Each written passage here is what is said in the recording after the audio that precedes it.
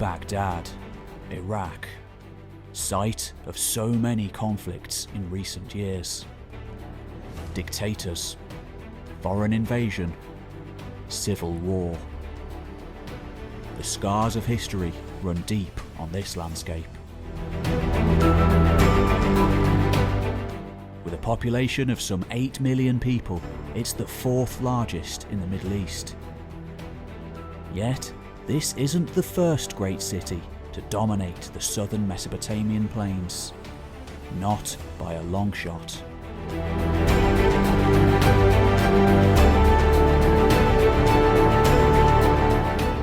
Heading out into the scorched deserts to the southeast of the city, it doesn't take long until great earthen mounds line up on the horizon. For this is a land of tells. Vast man-made hills built up from the refuse of thousands of years of occupation.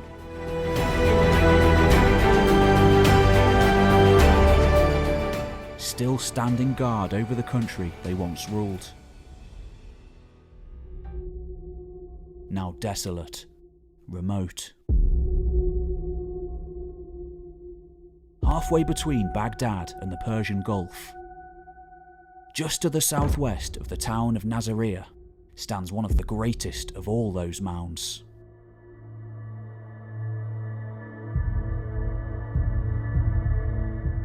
Once, long ago, the wide banks of the Euphrates passed by here, though little evidence of that can be seen now. The great life-giving river having forsaken the place more than 2,000 years before, leaving just rubble, dirt and bones.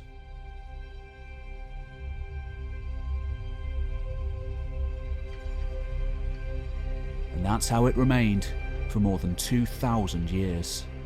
Wind and time burying the place entirely.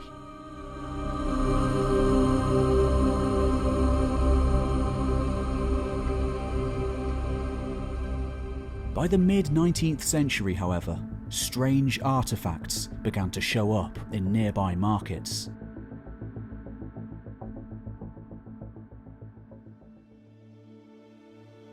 A great revolution in archaeology was taking place at the time.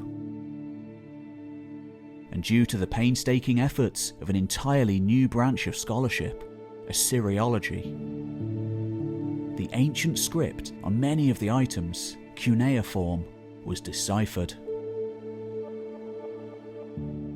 allowing an unprecedented glimpse into that world before. So long ago.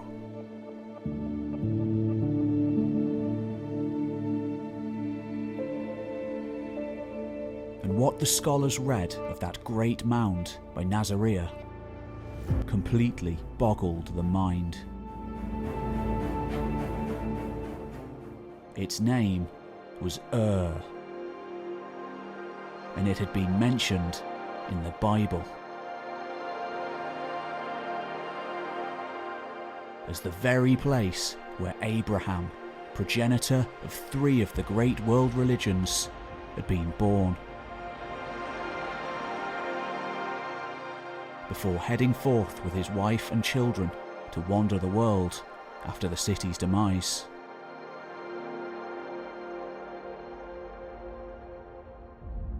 At the time, the fledgling field of archaeology mostly concerned itself with collecting tablets and artifacts from ancient sites for further investigation elsewhere. But by 1920, new, more vigorous scientific styles were favoured. And for the first time, a comprehensive investigation of the city itself would be attempted. The man to lead that mission was Leonard Woolley. He'd worked under the pioneering discoverer of Minoan Crete, Sir Arthur Evans, and more recently numbered the famous Lawrence of Arabia in his team. Accompanying Woolley went Max Mallowan and his soon-to-be wife Agatha Christie, who'd later write a book inspired by the journey. The world was watching. It was to be one of the most famous of all archaeological expeditions, unearthing some of the greatest treasures ever found in the ancient world, matching that of Tutankhamun's tomb. Almost immediately, Woolley confirmed the city to be Ur, a major centre of the Sumerian culture of the early Bronze Age. Excavations would continue for another 14 years, revealing continuous occupation of the site from around 5000 to 500 BC.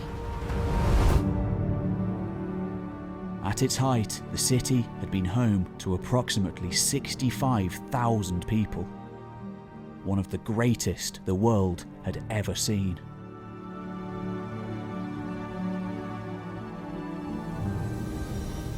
Though European work in the Middle East had begun as an effort to find the origins of the Hebrew Bible, it ultimately revealed so much more.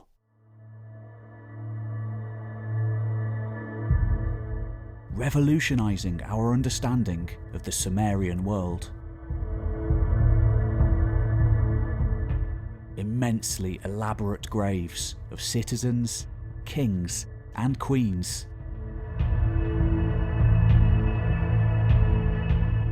A culture surpassing even Egypt in its antiquity and importance. Thousands upon thousands of graves were uncovered at Ur, filled with a vast array of objects, revealing links all across the known world.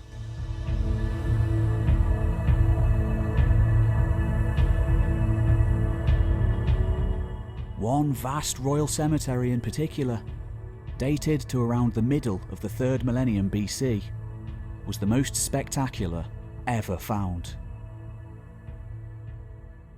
Gold, lapis lazuli, cornelian, chlorite, bronze, silver, and other semi-precious stones flowed out along with expertly crafted items, musical instruments, and more.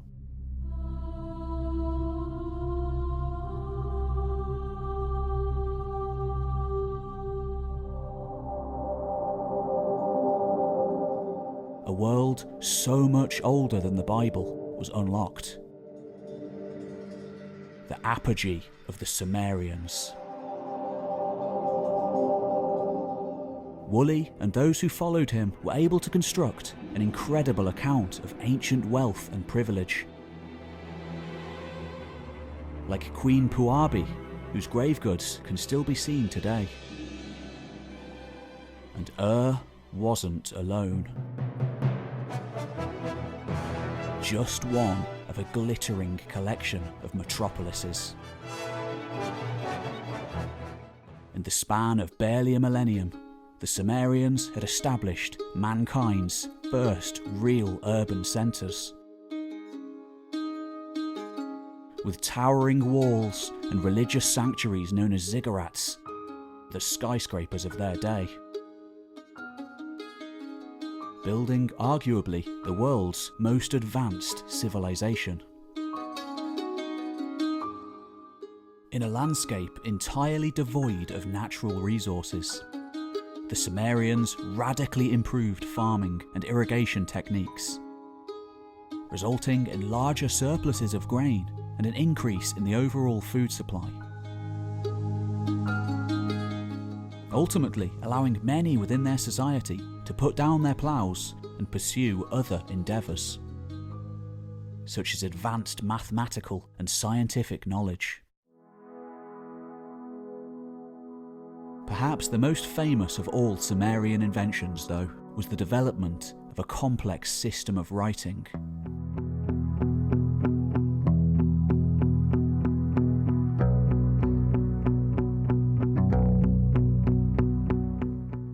First used for bookkeeping, and then later on to record their own history.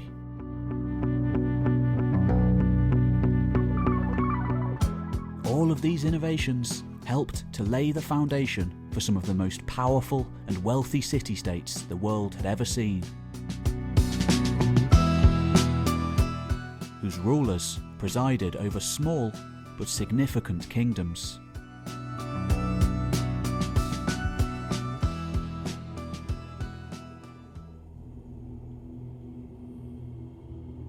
Within just a few centuries of Queen Puabi, however, by the 24th century BC, this prosperity was already coming to an end.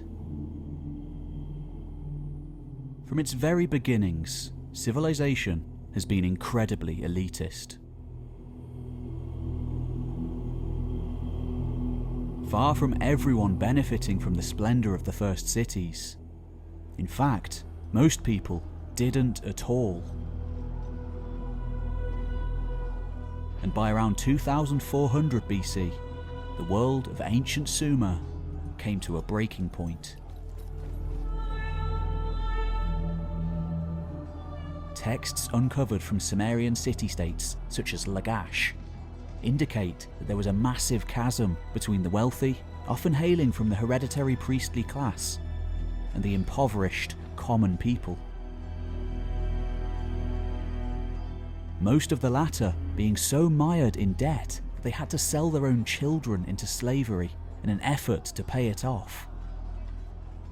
Though not as well documented, it's believed that similar circumstances were prevalent in the other city-states too.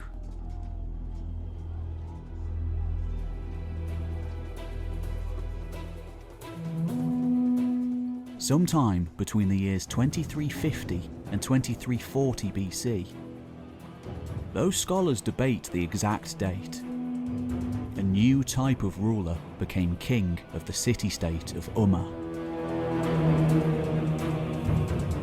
Lagash's great rival. The two had been fighting armed conflicts for centuries, with Lagash generally being the victor. Perhaps out of spite or the desire for revenge, this new ruler brutally attacked Lagash and is said to have massacred many of its people, as well as destroying its great temples. He then went on to conquer and annex other city-states, ultimately claiming to have forged an empire stretching from the Persian Gulf all the way to the Mediterranean Sea. Most scholars, though, don't take Lugal-Zaghazi at his word. He really may only have controlled the city-states of Sumer, which in itself would have been a remarkable achievement. Had he done this, he would have created the first true world empire in history. But unfortunately for him, that honour would go to another. Not a Sumerian, but one whose origins lay further to the north. A land also remembered in the Bible. Akkad.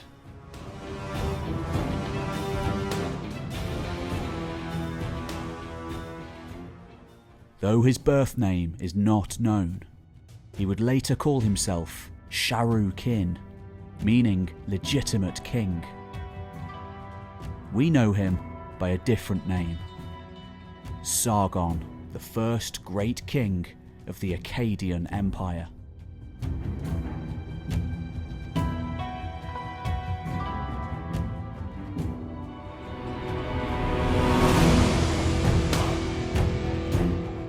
Generally regarded as history's first. Within just a few hundred years, the Sumerians would be forgotten, eclipsed by another power, revered by every state to arise in the region for 2,000 years to come. This is the history of that empire.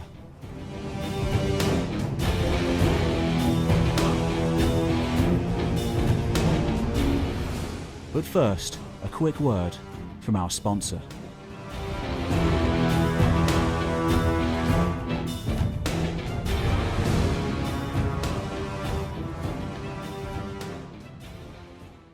Hello and welcome to History Time. As always, I'm your host, Pete Kelly. Currently in my underground secret laboratory working on new videos. The research for this one was undertaken by the great History with Si. Go check out his channel for everything ancient history. Now, I'm still mostly a one-man team when it comes to making these things, and they take years to make. So I'm sure you won't mind me taking a moment to thank the sponsor of this one. It's Magellan TV, a long-time supporter of the channel. Like Netflix for scholars, Magellan TV has a library of thousands of documentaries to choose from. Space, geography, history, science, it's all here. Streamed seamlessly to any device you choose. When I'm stuck for new ideas, I often put something on from their playlists. From the Bronze Age to outer space, there's something here for everyone. One in particular that I recently enjoyed, and a playlist I often go back to, is Eternal Egypt, neighbours to the Akkadians. And there are plenty of other ancient history programmes to choose from too. And now I've teamed up with Magellan to offer you an exclusive free trial. Just click on the link in the description below. Thanks. Now, back to the ancient world.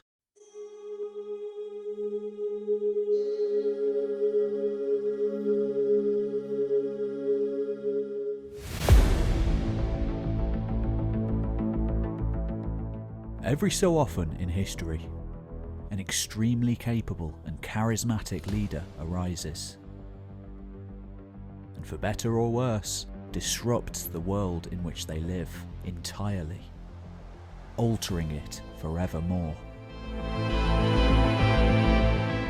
Whether Cyrus the Great of Persia in the 6th century BC, Alexander of the Greeks, or Julius Caesar 3 centuries later.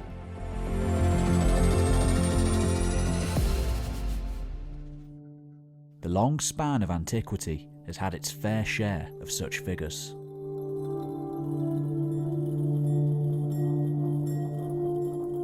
And more than 1,000 years before, in the 24th century BC, the very first arose.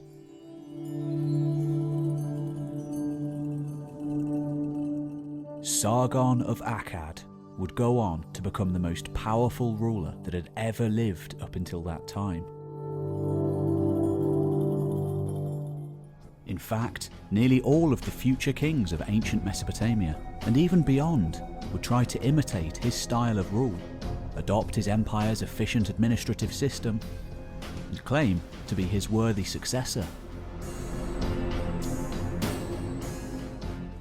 Sargon was considered by those who came after to have been the model ruler and the epitome of all that a man could and should be.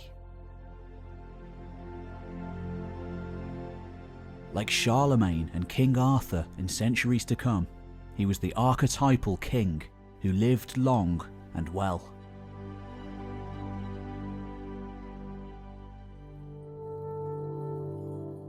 Yet, despite all of his great achievements and fame, very little is concretely known about his early life. Myth, history, and legend entwine. Given the immense chasm of time since he lived, the texts and inscriptions that archaeologists have uncovered about him are generally more legend than fact.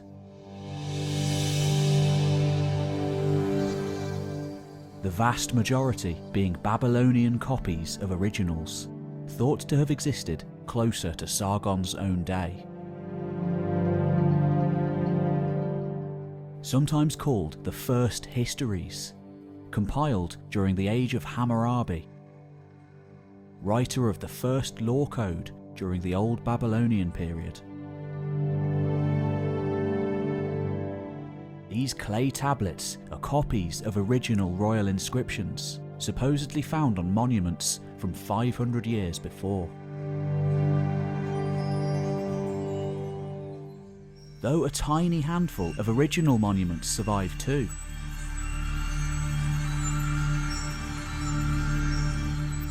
Seized and taken to Elam by a victorious king during the 12th century BC, where French archaeologists found them. One of the more complete copies from Hammurabi's day, believed by many to have been commissioned by Sargon himself, outlines the future king's humble beginnings. He claims to be the son of a priestess. His father, he says, is unknown. Unable to care for him, his mother put him into a covered reed basket, sending it downriver, where it was later discovered by a water drawer named Akki, who raised the child as his own. It's a story that has parallels to the early biography of Moses, as told in the Hebrew Bible. Adding to the flood myth and the Garden of Eden, concepts which also have their roots with the Sumerians. Though not telling the story of his birth, another document known as the Sumerian King List, first compiled several centuries after Sargon's death, stresses his humble roots by claiming him to be the son of a gardener. Eventually, still early on in his career, we're told that Sargon became the cupbearer of a man named Ur-Zababa, ruler of the city-state of Kish, an important northern Sumerian city. Standing upriver from all the great strongholds of the south, and existing at a time of intense riverine management, at times in its history, Kish seems to have been able to control the flow of water to a certain extent, holding the lower cities to ransom. Of course, presumably unlike his leader Ur-Zababa, Sargon was an Akkadian, speakers of an Eastern Semitic language, who occupied the regions just north of Sumer, known as Akkad. As far as the Akkadians themselves, however, not much is known about them before Sargon's reign. Most scholars believe they lived side by side with the Sumerians in many cities, being greatly influenced by their culture and religion. Today, Sumerian remains a culture and language with unknown roots, though it had fully developed by the 4th millennium BC, at vast centres like Uruk and Eridu.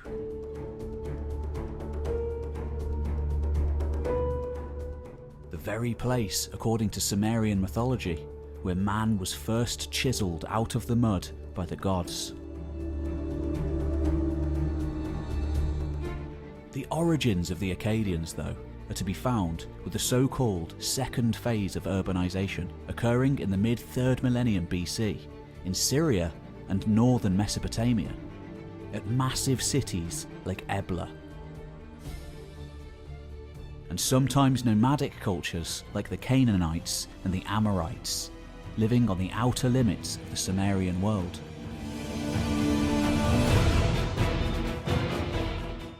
By Sargon's day, though, the Akkadians seem to have shared the same gods as Sumer, living more or less the same way of life.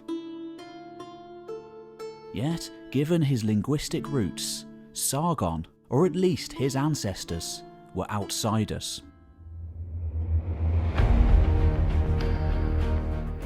Whether he came from the mountains or the desert is unclear, but it is he who is given credit for the foundation of a new city. Not far from Kish.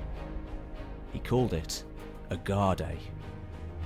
Agade's existence has never been in doubt, showing up in contemporary records throughout the 3rd millennium BC and onwards. However, that great city has never been found.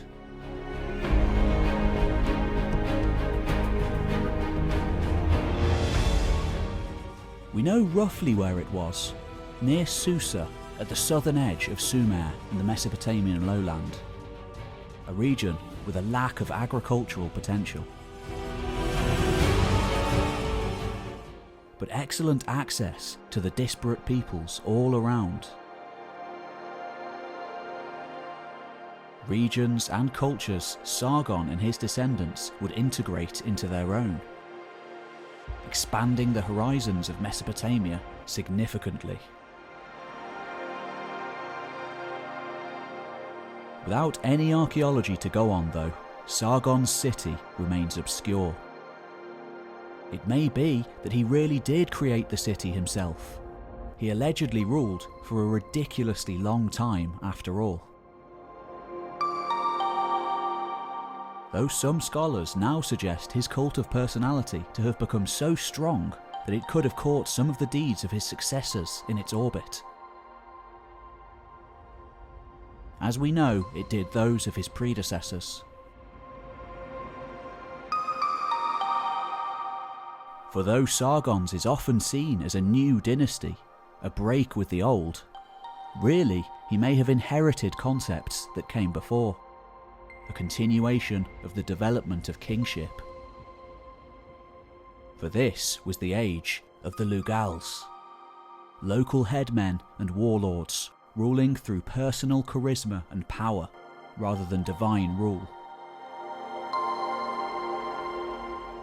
Had it not been for the actions of one of those Sumerian kings, Sargon might never have amounted to anything at all.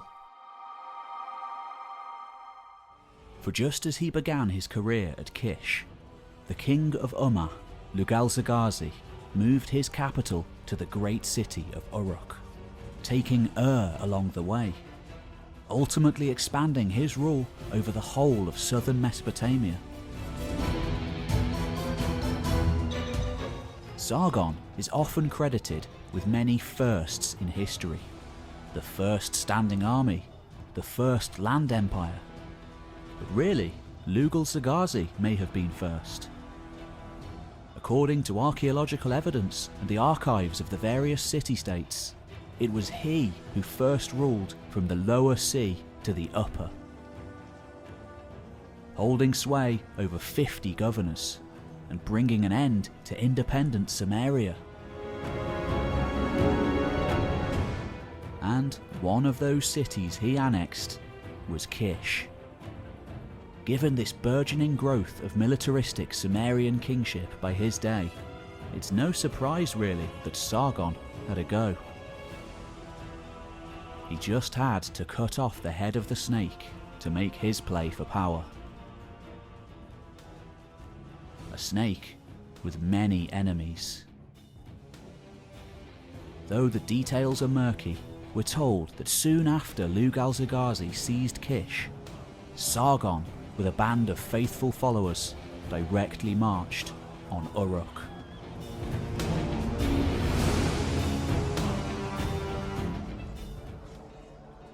Sargon, the king of Akkad, the bailiff of Ishtar, the king of the universe, the anointed one of An, the king of the land, the governor of Enlil.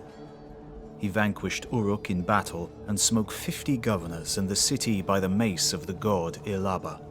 And he destroyed its fortress and captured Lugal-Zaghazi, the king of Uruk, in battle. He led him to the gate of Enlil in a neckstock. Taking Lugal-Zaghazi to the gate of Enlil, the holy city of Nippur, was a powerful symbolic gesture. The old king's power was clearly broken, and Sargon favoured by the gods.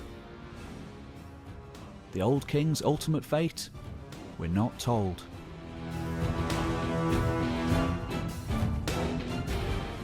Unlike his early days, Sargon's reign as king, as well as the actions of his new government, are relatively well documented, much more so than most at the time. And though the records make it seem as if Sargon had an easy time conquering so many territories, holding on to them, especially the proud cities of Sumer, proved to be a challenge. Most of the city-states he claimed to have controlled eventually rose up in rebellion against him. though he and his men, the beginnings of a professional army personally loyal to him, were able to put down every revolt using a combination of fear, brute force, and at times, diplomacy. Within a number of decades, Sargon was able to establish himself as the undisputed ruler of both Sumer and Akkad, as well as reorganizing and reforming many aspects of the societies he ruled. Sargon, king of Akkad, vanquished Ur in battle, and smote the city and destroyed its fortress. He smote its territory and Lagash as far as the sea. He vanquished Umma in battle and destroyed its fortress.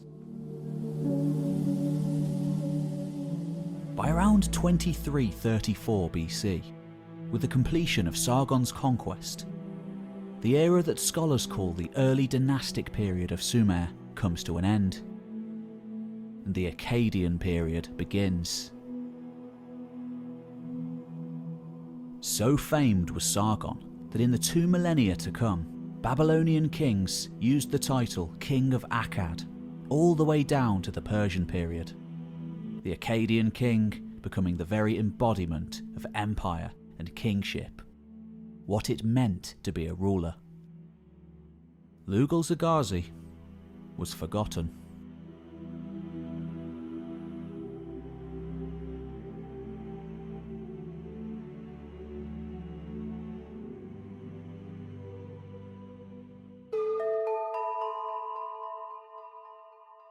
When European archaeologists first began excavating in Mesopotamia in the early 19th century,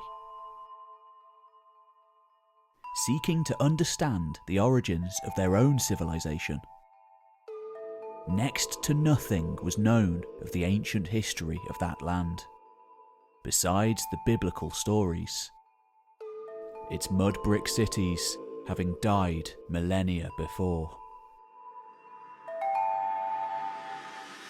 One by one, as the years went by, the great mounds began to be investigated, the cities of the Bible unearthed. Foremost amongst these early discoveries was the Assyrian capital at Nineveh, made famous by the early Assyriologist Austin Henry Layard. Work went on for decades, brick by brick, uncovering a vast metropolis of the Iron Age, and great amounts of information on the Assyrian era of the first millennium BC. Yet, underneath that city lay far older foundations. In 1931, the latest in a long line of astonishing discoveries was made.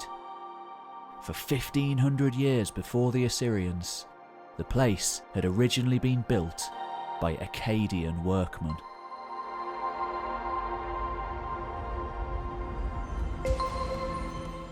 It was in the Akkadian layers of the city that a number of artifacts were discovered.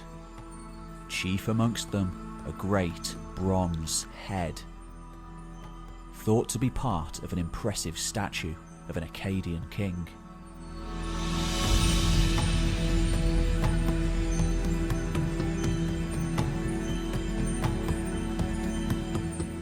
Though defaced at some point in history, today the head is rightly considered one of the great masterpieces of ancient art, providing a rare glimpse into the art style of the Akkadian world. Generally thought to represent either Sargon or his grandson Naram-Sin, in reality, almost nothing is known about the head, though it is reminiscent of similar heads from Gudea in the years following Akkadian rule.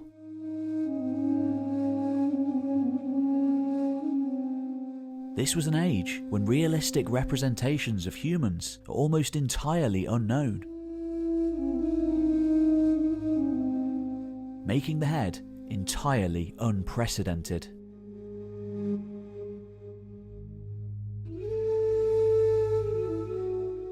This bronze artifact, precisely and expertly crafted, wasn't just a statement of the king's power, but a perpetual embodiment of his very being. More than a representation, for those who looked upon it, this statue would channel the very presence of the king himself, working as a substitute in his absence. The fact that the head was possibly still on display and defaced many centuries later during the sack of Nineveh in the 7th century BC suggests that his power lived on for more than 1,000 years after his death.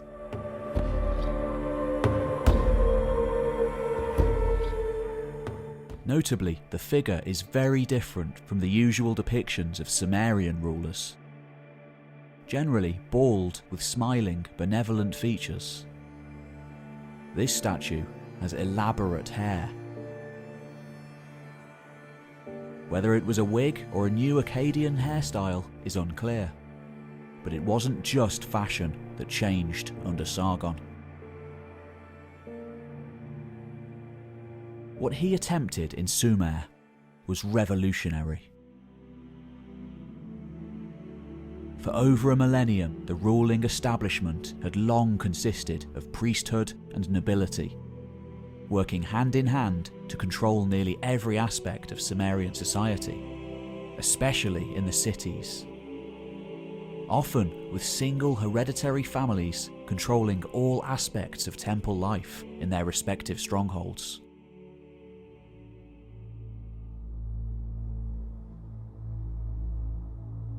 When Sargon arrived, however, he broke the power of the priesthood and the noble families, replacing them with hand-picked Akkadian governors, fiercely loyal to him and him alone. The Akkadians who now controlled these estates were able to keep the vast majority of the crops and revenue for themselves, a sizable share of the new empire's wealth. Such a system also helped to ensure their loyalty to the new regime, obliging them to serve it because it now gave them a huge stake in the state's success. They'd bought in to the new system.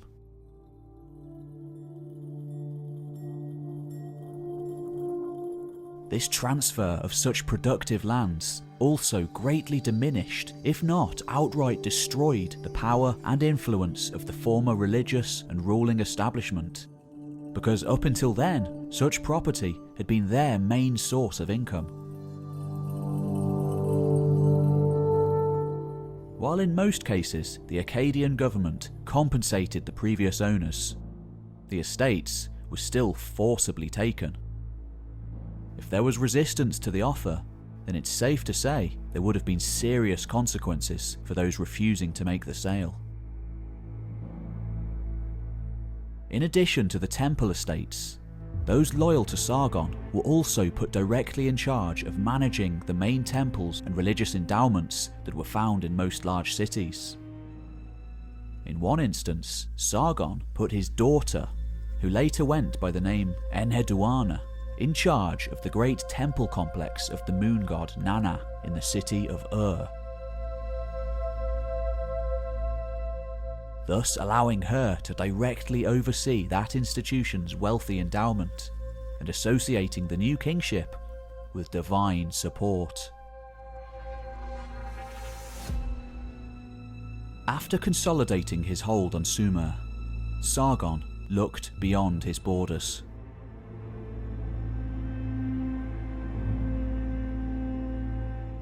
Claiming to have conquered lands stretching from the western areas of Elam in what's today's southwestern Iran to the shores of the eastern Mediterranean,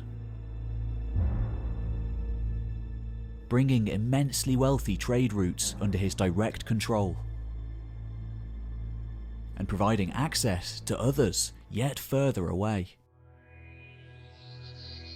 These were diverse, far-flung lands, inhabited by people speaking many different languages and worshipping different gods. For the first time, brought under the sway of a single government. Though most of the places Sargon attacked outside of Sumer can't tell their own stories, one place can. Discovered in the 1960s by Italian archaeologists, the city of Ebla had one of the largest cuneiform archives ever found, and a destruction level in the archaeological record to match Akkadian claims. Sargon may even show up briefly in the Ebla records just before the sack of the city, as the King of Kish, or father of the King of Kish, he having put his son to rule there perhaps. Once one of the great cities of the early Bronze Age, instrumental in the urbanization of Syria during the 3rd millennium BC, Ebla now became an Akkadian provincial city.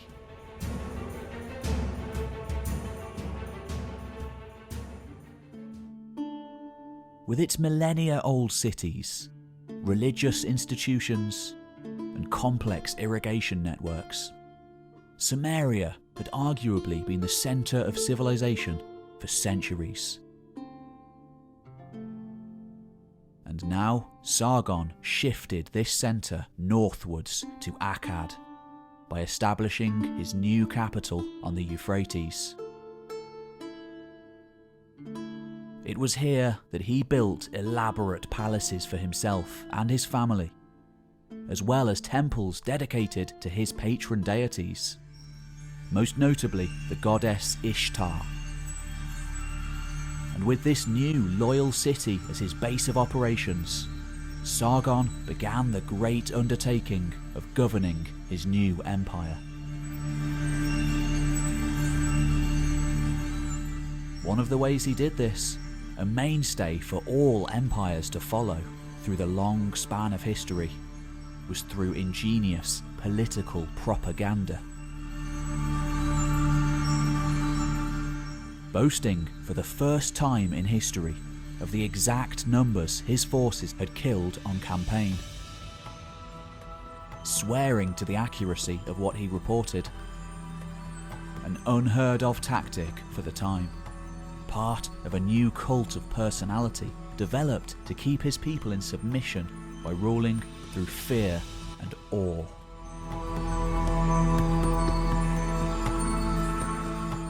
One of Sargon's first acts was to make Akkadian the official language for all administrative purposes.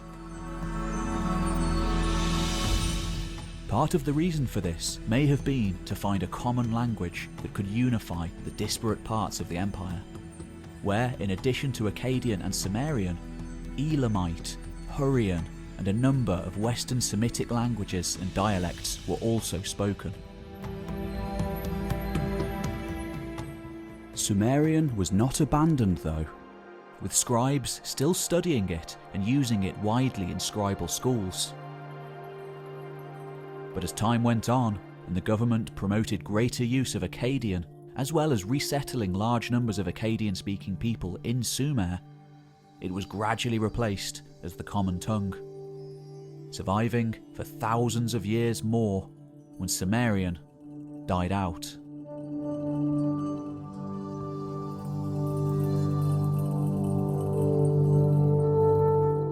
As well as the political centre of the empire, Agade became its main commercial hub. Boats carrying goods from Dilmun and Magan, today modern Bahrain and Oman respectively, docked at its ports.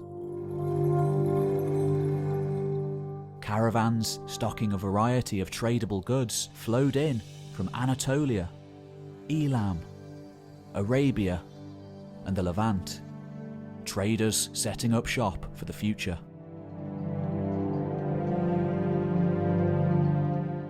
And it wasn't just Akkadians that benefited from this system. Surviving records from the Sumerian cities suggest significantly expanded horizons than those they'd had access to before. No longer middlemen, but having direct links to the other side of the world.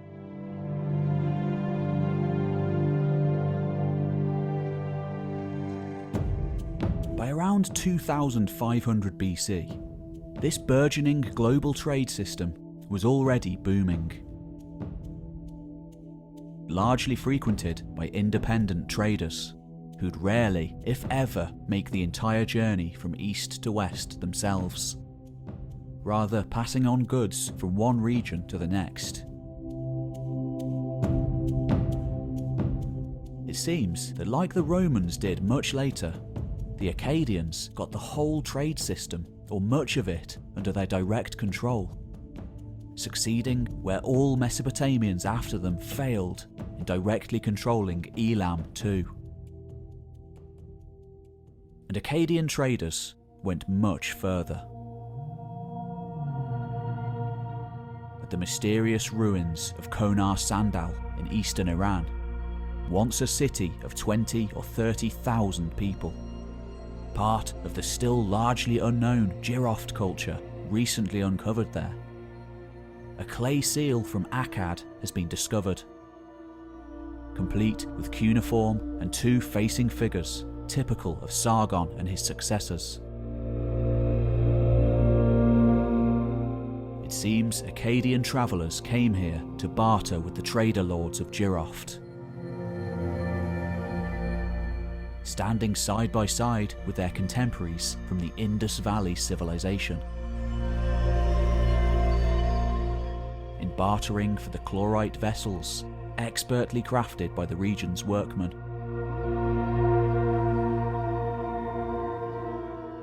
And because of these direct links with Iran, the Gulf, Egypt, and even into the Eurasian steppe, some of the earliest evidence of horses being found in the Middle East around this time, Akkad prospered.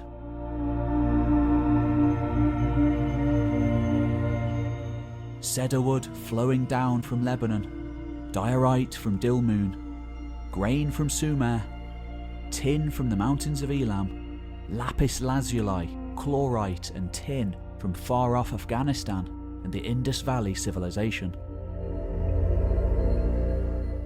Trade ships from Malua, Mahashi and Dilmun coming into port.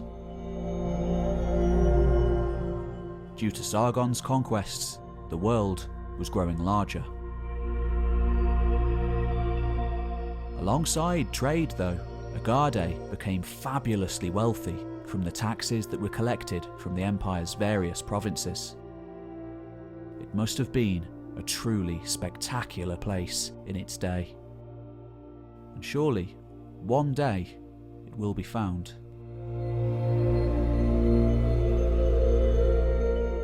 The Sumerian king list claims that Sargon ruled for 56 years, an incredible length of time in which such a charismatic leader would have without a doubt left an indelible mark on the society that he ruled over. However, when Sargon died in 2279 BC, apparently of natural causes, several parts of the empire, especially in the Sumerian heartland, broke out in rebellion once more.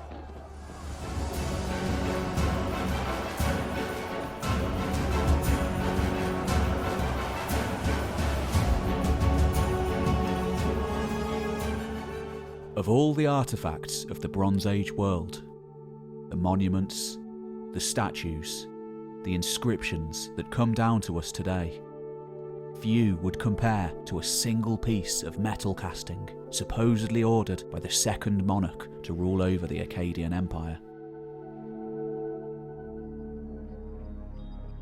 Though it didn't survive to our time, if it had, due to the sheer audacity and opulence of its construction, it surely would have been the envy of all the world. For Sargon's son and successor, Rimush, according to inscriptions referring to him, not only began to account himself amongst the gods, in a foreshadowing of the full deification of his nephew a generation later, but ordered a statue of himself to be made of pure tin. One of the rarest materials in the world, immensely expensive, largely imported into Mesopotamia from half a world away, and found only in tiny quantities in a handful of locations. The piece would be akin to a statue of pure diamond today, clearly attempting to forge divine legitimacy for the new ruling dynasty, as well as protecting their image of immense wealth and power. It may well be that, like his father before him, Rimush was forging his own cult of personality. And as we shall see, he needed it. Upon Sargon's death, almost immediately, the massive state he'd forged erupted into war and chaos. It's not known why Sargon's first son, Manish-Tushu, was passed over for the position of king. But given the tendency of later Mesopotamian rulers to do the same, it may be that Rimush possessed certain qualities of kingship that were desired over his brother, such as decisiveness and a certain level of ruthlessness that would be vital if the empire were to survive its founder's death. Though it may also be that due to a total lack of primogeniture or succession policy, simply the strongest ruled. And Rimush seized power from his elder brother. For Rimush, as with every Akkadian ruler, it would be a baptism of fire, with most of the major Sumerian cities rising up to fight him, including Ur, Lagash, Adab, and Umma. Clearly inheriting the strong standing army from his father, the king's retribution was swift.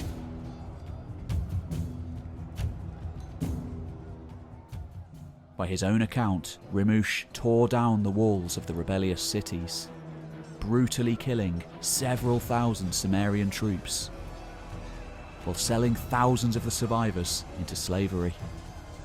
But he went further too, expelling yet more thousands of non-combatants of fighting age from the defeated cities, subjecting them to cruel punishments, mass deportations, and hard labour. Documents uncovered from the city of Umma seem to confirm this, as they tell of citizens working and dying in what can only be described as labour camps.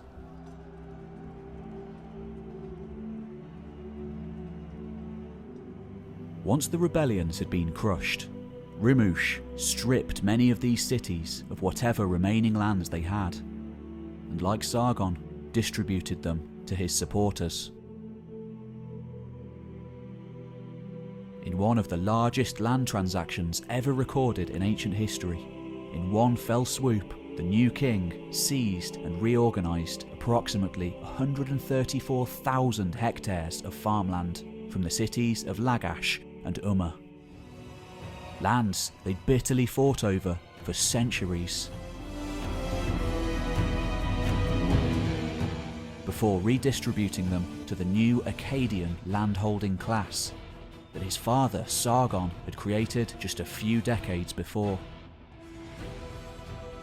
An entire landed class of cronies, promoted by the new regime. Akkadians and Sumerians too. New men all too happy to go against the old order and tradition in order to further themselves and their families. This culture of nepotism was extremely significant because it meant that the elite and temple priesthoods of these city-states, after perhaps thousands of years, lost all claims to their ancestral lands. It was just another example of how many of the centuries-old institutions of Sumer were being dismantled as a result of the new Akkadian order. The priests had been instated by the gods, and now they were being demoted.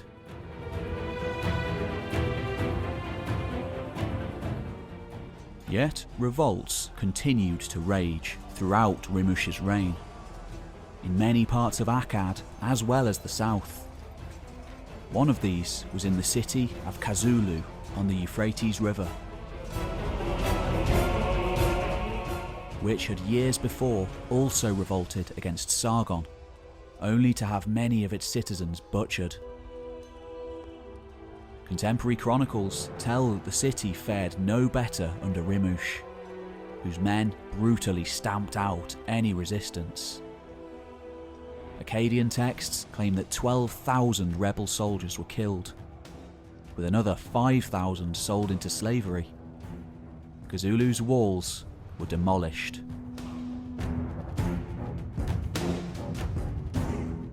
Similar accounts have also been given for campaigns in Elam, a similarly ancient region of city builders. In addition to the thousands butchered, inscriptions on various objects detailed the large quantities of plunder brought back to Agade, and the city of Nippur, centre of Mesopotamian religion. By the end of his reign, Rimush's success in mercilessly defeating his enemies had clearly gone to his head. Beginning to think of himself less as a man and more like a god.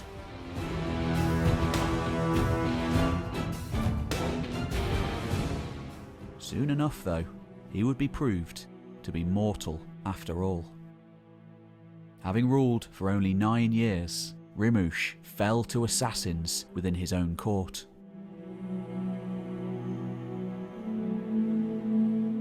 Allegedly using not daggers or poison, but cylinder seals, strangling him in a back room. The texts that have been uncovered so far do not state who orchestrated the murder. Though, being such a brutal ruler, he had no shortage of enemies.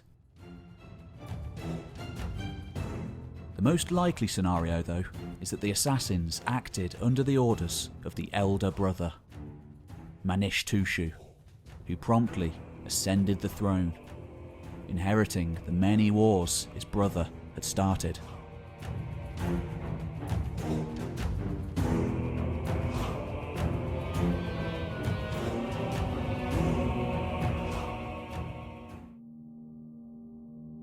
Around 4,260 years ago, 964 men sat down to a feast in the land of Akkad. Great pieces of mutton and pork roasted on spits, bread, olives, vegetables, and of course, vast quantities of beer flowed. And yet, all was not well. 49 witnesses stood by, ominously surveying the day's events, ready to step in if needed, no doubt. For those 964 individuals were giving up their lands in return for only 2 years' worth of harvests. The men watching may even have been those who were to be allocated this land. The second generation of a new elite. Men looking for the king's patronage, muscling in on the old landowners of the realm. And this scene, recorded on tablets during the reign of the third Akkadian king, Manish-Tushu, was a common one. Like the two kings before him, this new ruler constantly sought to expand his own household at the expense of local institutions. This is the story told by the vast amounts of administrative documents recorded on cuneiform tablets.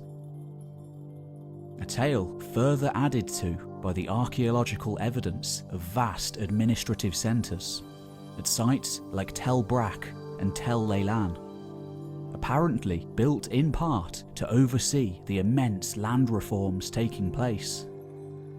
Great armies of bureaucrats recording it all. And yet, in comparison to his brother's reign, Manish-Tushu's seems to have been much more stable. It's possible that many at the Akkadian court preferred the new ruler to Rimush, because of an inclination to maintain peace in an empire perpetually riven apart by war.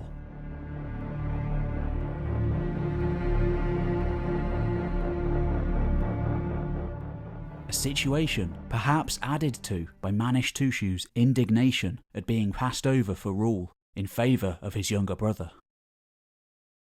It may even be that Manish-Tushu and his court faction worked behind the scenes to remove Rimush from power themselves, perhaps even instigating an unrecorded civil war between the two men. We'll likely never know. All Manish-Tushu says is that Enlil called him to power.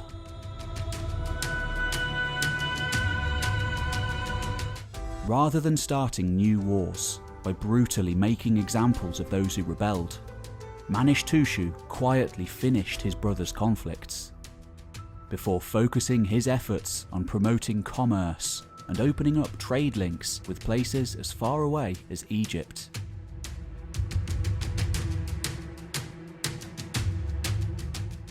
By this time, few alive had experienced a life outside the yoke of Akkadian kingship.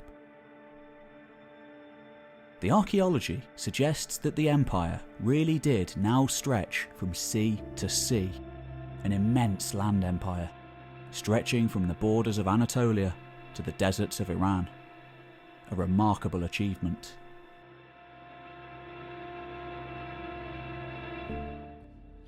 Many items survive from this time, from excavations all over the Middle East, and yet one relic in particular is perhaps the best example of the immense power of these earliest emperors: the obelisk of Manish-Tusu.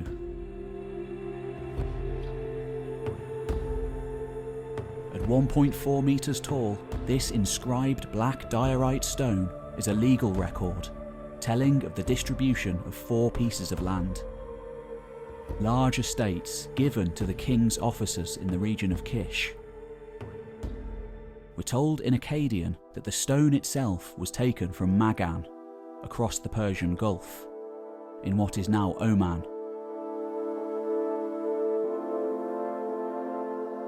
Loaded onto boats and docked on the quay at Akkad, where the king fashioned his statue and dedicated it to Enlil.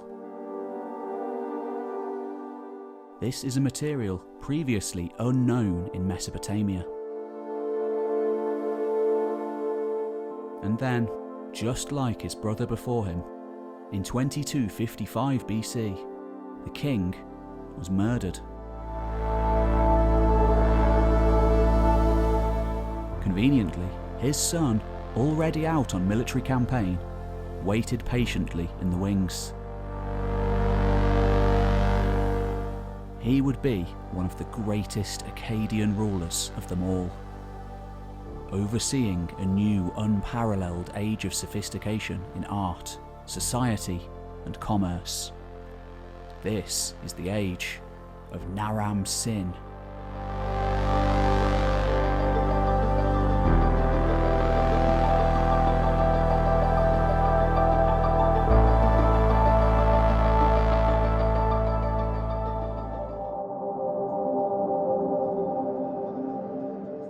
By the 6th century BC, nearly 2,000 years had passed since the heyday of the Akkadians. It would be another 2,500 years before Leonard Woolley began his excavations at Ur. Elsewhere in the world, this was the age of the Buddha, Confucius, and the burgeoning philosophers of ancient Greece.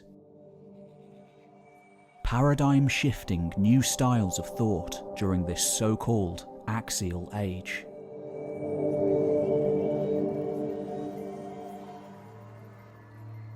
And yet, in Mesopotamia, where the great kings had never truly lost their power, just consolidating it into the strongest contender, a near unbroken line of culture still stretched back to the very first cities of the world. And at that time, Babylon was the greatest of them all. some 200,000 occupants lived and died amidst the magnificent gardens and colonnades, centre of the all-powerful Neo-Babylonian Empire. And it was here, in the year 550 BC, that one of the first archaeological digs in history was carried out. In that year, we're told King Nabonidus led men to Sippar to uncover the foundation deposits of the temples of Samas the sun god, Anunitu the warrior goddess, and the sanctuary that Naram Sin had built to the moon god in Haran. Nabonidus then restored all of these sites to their former glory. But he went further too, attempting to date the archaeological artifacts at Naram Sin's sanctuary. Though his estimates were off by around 1500 years. Naram Sin was clearly still a popular and renowned figure in Nabonidus' day. But what of that king? Why him, and not his father or uncle? Well, like Sargon, Naram Sin was portrayed as the model warrior king. Later in his career, he'd presided over the very apogee of the state, the very heights of architecture and material goods. A time known in art history as the classical Akkadian era, to differentiate it from the earlier and later eras. And yet, he would be one of Mesopotamia's most controversial rulers too, with a scathing story later told about him.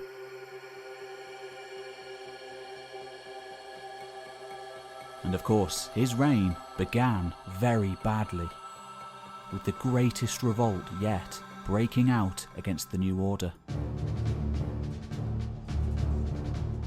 It was a conflict that could have very easily stamped out the empire before it really got going. Naram Sin describes the war as the Great Revolt, led by the cities of Kish and Uruk, then still perhaps the largest city in the world. Soon enough, most, if not all, of the cities of Sumer, along with the empire's territories in Elam and the west, called their banners, rising up en masse against their imperial overlords.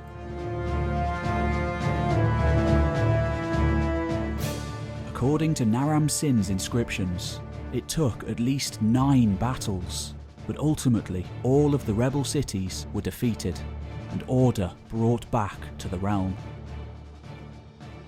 In what had now become standard practice in Akkadian warfare, the vanquished suffered tremendously. In Kish, the Euphrates River was filled with the bodies of dead soldiers who'd defended the gates of their city, while another 2,500 were slaughtered once the Akkadians breached the walls. And the destruction didn't stop there. After the fighting had come to an end, as punishment, Naram Sin tore down Kish's walls and had the city flooded.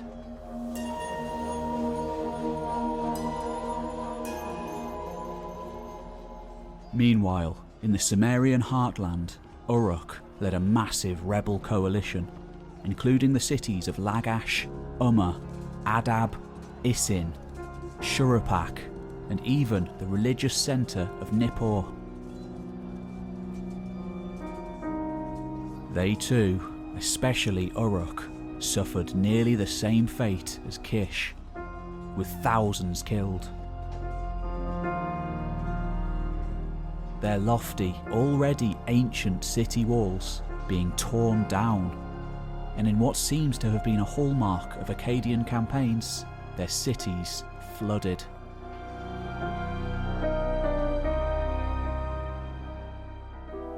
It may seem excessive, but Naram Sin, clearly an astonishingly capable military commander, wanted to make the point that any dissent within the Akkadian realm would be met with death and destruction. Finally, with the state under control, Naram Sin could focus on not only ruling, but expanding his borders yet further.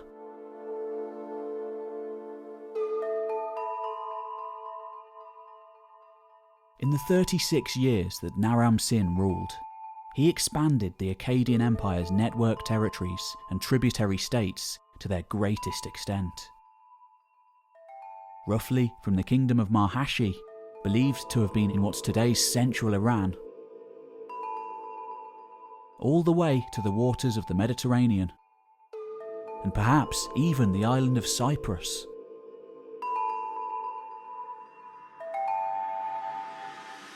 One of his many victories is commemorated on the famous Victory Stele of Naram Sin, in which he is seen defeating tribespeople of the Zagros Mountains, trampling the bodies of their fallen warriors.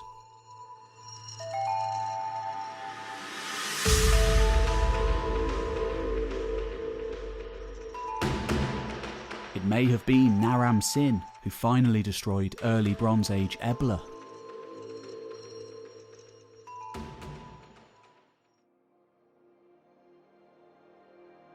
Inside the Empire, such was his iron grip that a level of stability does seem to have been reached, allowing less warlike pursuits to be furthered. Naram Sin, for example, was the first Mesopotamian ruler to boast of his hunting prowess, a tradition that would go on for millennia. Though, like all Akkadian rulers, he failed to integrate traditional Mesopotamian leadership with his new order.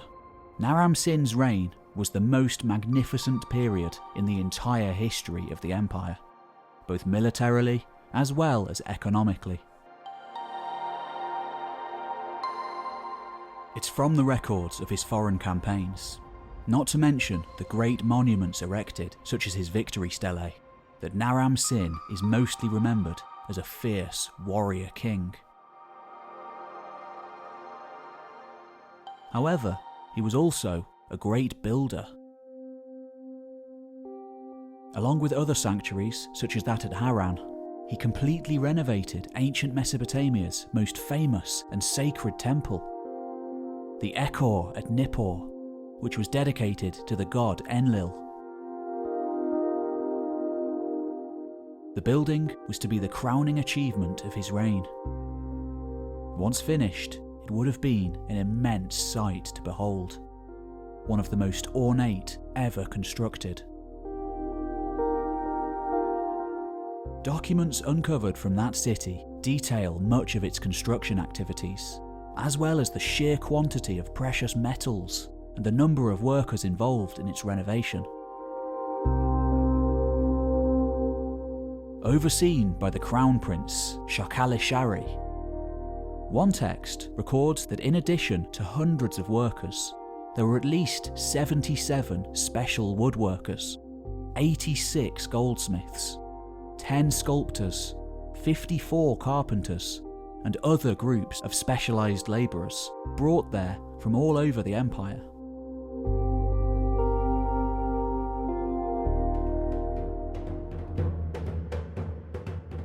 By this time, very few, if anyone, left alive had experienced a time before Akkadian rule.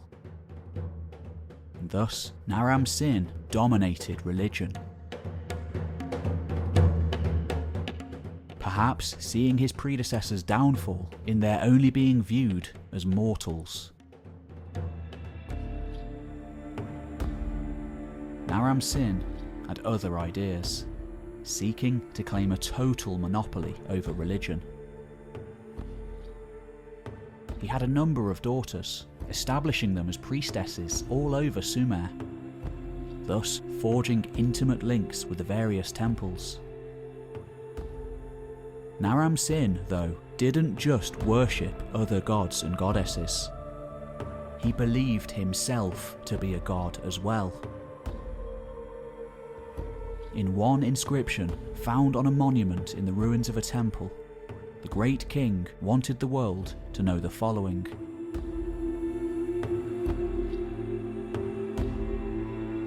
Naram Sin, the mighty, king of Agada, when the 4 quarters of the earth attacked him together, through the love Ishtar bore him, was victorious in 9 battles in a single year, and captured the kings whom they had raised up against him. Because he had defended his city in crisis, the people of his city asked of him that he be the god of their city Agade. With Ishtar in Iana, with Enlil in Nippur, with Dagan in Tutul, with Nihusag in Kesh, with Enki in Eridu, with Sin in with Shamash in Sippar, with Nergal in Kutha, and they built his temple in Agade. Yet, unlike Sargon, Naram Sin proved to be especially unpopular in the generations to come. His self-deification, along with what many felt was his vanity, would be remembered by the authors of later epic literature as just a few of the reasons for his downfall. The most notable being the Curse of Agade, a largely fictional retelling of the fall of the empire, with Naram Sin cast as the reason for its demise. As we've seen, the truth seems to have been far from this. Though he may have believed himself to be divine, after 36 years on the throne of Akkad, like any mortal, Naram Sin died. Not a warrior's death in battle or from the blade of an assassin's dagger, but simply, we're told, natural causes that come with old age. Soon enough, though, everything in the empire was to change.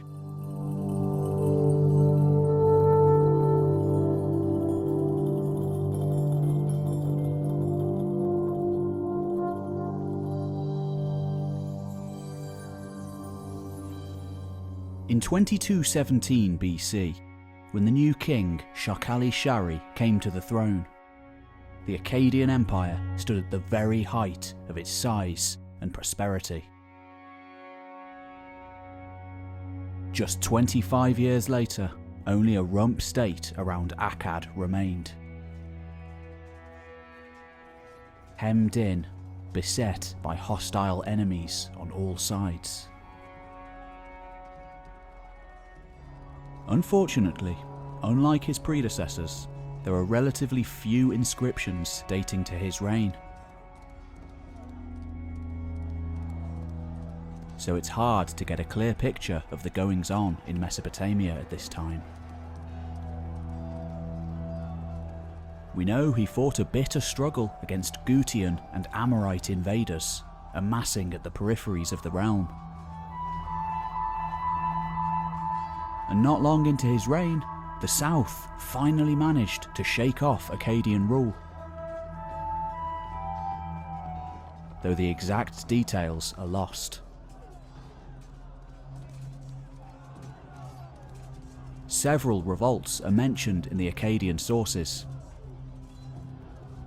But the outcome of these events, given the Akkadian propensity for propaganda, often remains uncertain.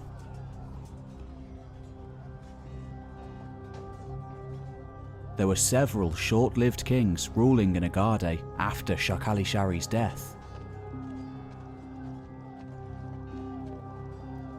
though their relationship to the Akkadian dynasty of Sargon isn't clear. The final of these rulers was Shu-Dorul, who later texts and traditions maintain was killed when a people from the Zagros Mountains, the Gutians, breached Agade's walls and set the city on fire. As mentioned earlier though, the ruins of Agade have yet to be found, and so this part of the story cannot yet be confirmed with archaeology. Though surely a city like Agade had to have met its end in a siege.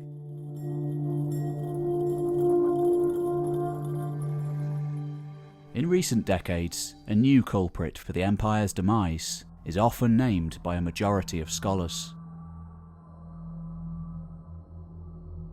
Scientific data suggesting an unprecedented drought descending on the land between the two rivers. Specifically, the northern regions around Akkad, an already marginal environment at the best of times. This drought, which also may have put an end to Old Kingdom Egypt and a variety of other Bronze Age states alike, lasted for years, possibly even decades.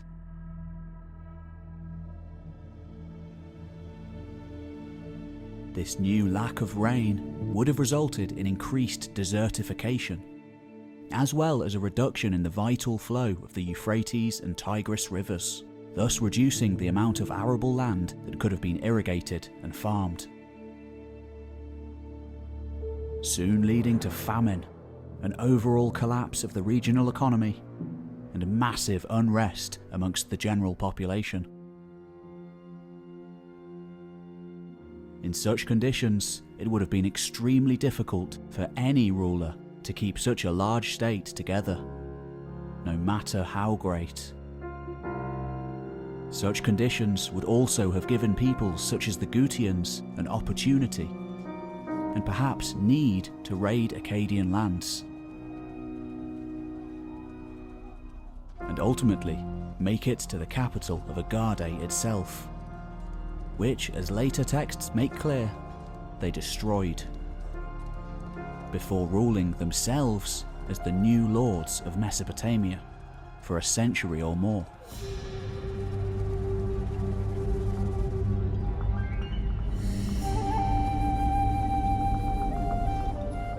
The story doesn't end there though, at least not in the popular Sumerian and Akkadian literature that would follow a century or two later, once some semblance of order was restored by the final Sumerian dynasty, that of Ur, which formed its own successor empire to the Akkadians.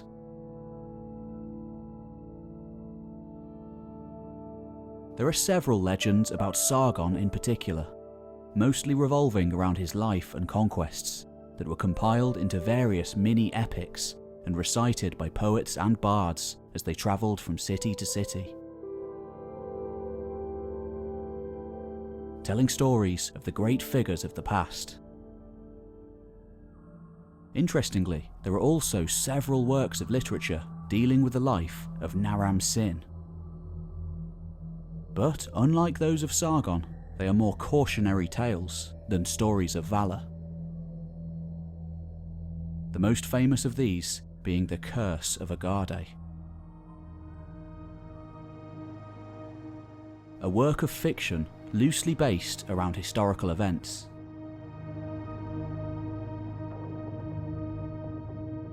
The Curse of Agade tells of the fall of Naram-Sin and the glorious city of Agade. For reasons unknown to Naram-Sin, Enlil, the chief deity of the Sumerian pantheon, withdraws his favour from the city. The Akkadian king implores the gods to give him a sign or an omen as to how he can win back their favour. But it's all in vain. After 7 years of frustration, in anger, Naram-Sin sends his men to destroy the Ekur, Enlil's holy sanctuary in the city of Nippur. As punishment for his actions, Enlil sends the mountain people known as the Gutians, along with famine, to ravage Agade and its people. The overall moral of the story is that no one should question the gods, let alone act with such haste and disrespect towards them.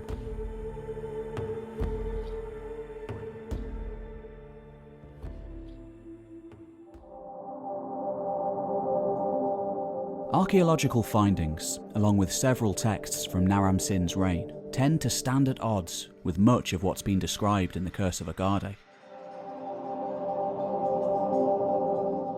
And yet, the events that may have ultimately brought about the city's downfall, namely Gutian attacks and widespread famine, do seem to have some basis in history, albeit likely having taken place towards the end of the reign of his successor, perhaps later misconstrued by storytellers.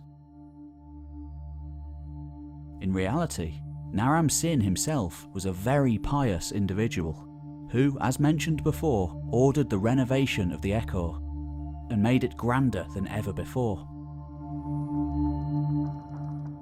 Regardless of their portrayals in later literature, both Sargon and Naram Sin would be remembered for centuries to come as two of ancient Mesopotamia's most powerful rulers.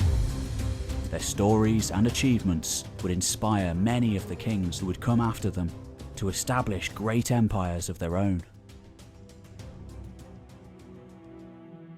The Akkadian rulers completely changed the landscape of the Near Eastern world forevermore. Gone were the days of petty city-states whose citizens fought wars over plots of farmland, and whose lives revolved around their patron deity. As part of the Akkadian state, these cities became part of a much larger and more dynamic political entity, unlike anything that had ever been seen before, thus laying the framework for all empires to follow.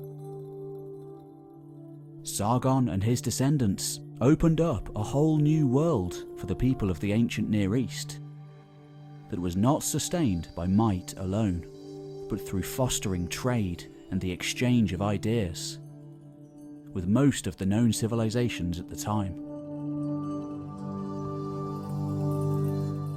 Not just this, but future empires of the Near East would all imitate aspects of the Akkadian model of administration and centralized government for at least 2 millennia after Agade's fall. And finally, the Akkadians gave the region and the surrounding areas their language, Akkadian, which became the lingua franca for the Near East until it was replaced by Aramaic nearly 1500 years later. Thanks for watching. My name's Pete Kelly. You've been watching History Time.